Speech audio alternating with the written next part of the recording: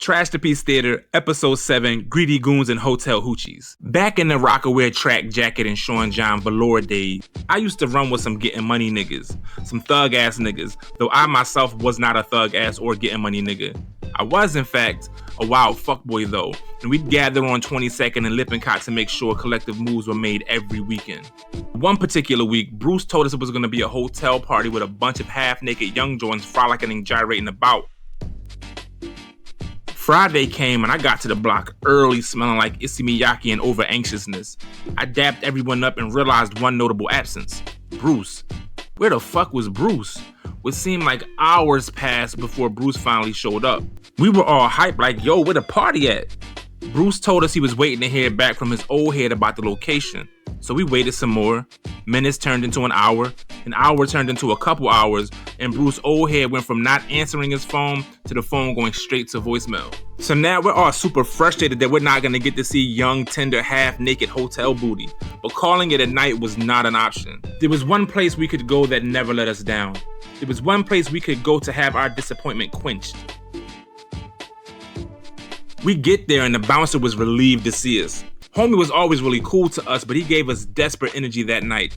He dapped us up and said he was genuinely glad to see us. Said there was nothing but women in there and they were pissed at the lack of men. We slid in and there was nothing but women in there. We got mauled as soon as we hit the dance floor. Back in the day before your auntie had bad knees and hips, Nelly had her flapping her wings all over us. While we were having it our own way on the dance floor, Bruce was still trying to get his old head on the phone. He was hell-bent on seeing young tenderonis in lace. The rest of us were unconcerned. We were in the moment. Women were filling us up and buying us drinks. It was like Zeus was raining down blessings from Mount Thotnig Olympus. And then it happened. Bruce finally got in touch with his old head and he gave up all the details. Homie said it wasn't a regular hotel party. It was actually a lingerie party. He told Bruce we needed to rush down to the airport Hawthorne Suites immediately because there were no men there. The Johns was waiting for us. We were torn on what to do, but decided that everyone would go with the consensus. We were all gonna go, we were all gonna stay. It was an easy decision, really. At the Stinger, the ratio was about 15-1. Who knew it was waiting at the airport? The women at the Stinger were all over us. There was absolutely no logical reason to leave.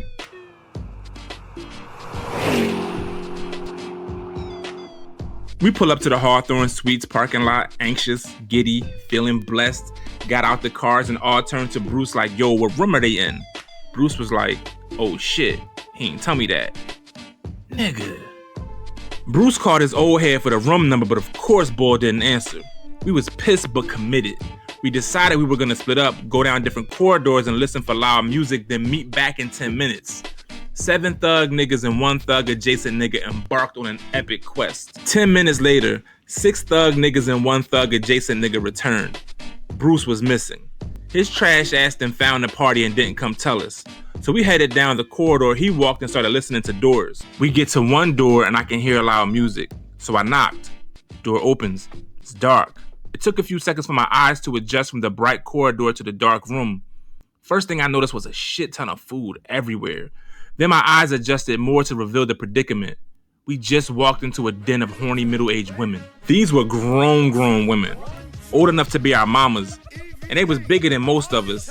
There was liquor and food everywhere, but it was clear we were on the menu. We were expecting young, inviting sex kittens, but we got aggressive, weathered war cats. We had no plan. It was Lord of the Flies, every man for himself. Ron was with the shits though. He went straight to the couch and got devoured by 2 battle cats. Nell was smart.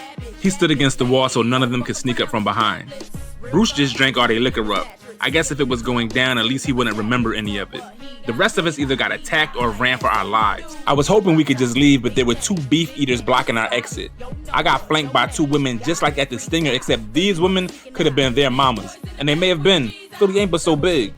The middle-aged man-eater started feeling me up and trying to strip me. So I'm watching as my niggas get manhandled and chased about while these 2 baby boomers were trying to remove my clothing. And I knew we had to think of a way to get the fuck out of there. So I just blurted out, yo, chill right quick. We gonna go to the car, smoke a couple L's, and we gonna come right back. One of the combat cougars replied, that's what the last nigga said and they ain't never came back. It was at that moment my life flashed before my eyes. We were almost ready to wave the white flag, but we kept the lie going. Nah, seriously, we gonna go blow this Dutch right quick, then we gonna come back and blow y'all backs out. That got them all happy and shit, so they allowed us to leave. We walked out the door in waves, and I just kept talking shit, laying it on thick while my niggas escaped. Yeah, we gonna come back and give y'all that daddy dick. I mean, my young ass just assumed that's the type of shit older Jones wanted to hear. As almost everyone got out the door, Bruce yelled for Ron to come on. He waved us off. I was like, yo, come the fuck on. Ron, without skipping a beat, yelled back, fuck you. The jovial Jaguars walked us to the door. Y'all better come right back. We walked a few steps down the corridor and started haul-assing. I was feeling relieved until someone yelled, they chasing us, yo, they chasing us. I looked back to see the lecherous leopards charging down the hall. The good news is, they didn't chase us far. I'm assuming their knees, hips, and ankles started cracking. You can't just be cold running at that age. You gotta stretch first. We didn't stop running though. We ran to the parking lot. Niggas was sliding across their car hoods like the Dukes of Hazzard. We got in and took off back up I-76. It was super quiet in my car, so I tried to end the awkwardness like, yo, that shit was cray. Nell just cut me off like, shut the fuck up. We got back to the block and everyone was quiet. Nell broke the silence. Yo, no one ever speak on this. Ever. One by one, we got in our cars and went home. A year or two later, we were on the block reminiscing. I started in like, yo, remember that time we got trapped in the... Everyone turned around like... I shut my mouth and never brought it up again. Thank you so much for watching Trash to Peace Theater. Please like, comment, follow, and subscribe. Also, please consider donating to our Patreon to help the channel grow. Patreon patrons receive additional bonus episodes, so there's that too. This is all possible because of your support. Thank you.